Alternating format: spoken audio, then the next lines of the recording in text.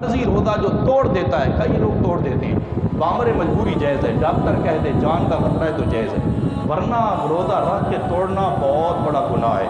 جو روزہ رکھ کے توڑ دیتے ہیں نا، اس کا کفارہ کیا ہے؟ غلام آزاد کرو۔ اگر غلام کو آزاد نہیں کر سکتے ہو تو پھر 2 مہینوں کے لگاتار روزے رکھو، 60 دن کے روزے رکھو۔ اگر 59 روزے لگاتار رکھے، ایک دن روزہ رہ گیا، آپ کا کفارہ ادا نہیں ہوا، پھر نئے سرے سے 2 مہینے کے روزے رکھو۔ میں کیا کہہ رہا ہوں؟ جو ایک روزہ توڑ دے، بولیے ایک روزہ، مسئلہ یہ یاد رکھو نا، جو ایک روزہ جان بوجھ کر توڑ دے بغیر شرعی عذر کے، اس کو 2 مہینوں کے لگاتار روزے رکھنے پڑیں گے، وہ جیے یا مرے۔ اگر اس نے ایک دن کا روزہ رہ گیا، پھر 2 مہینے کی پھر شروع، پھر 2 مہینے کی، سمجھ آ گئی؟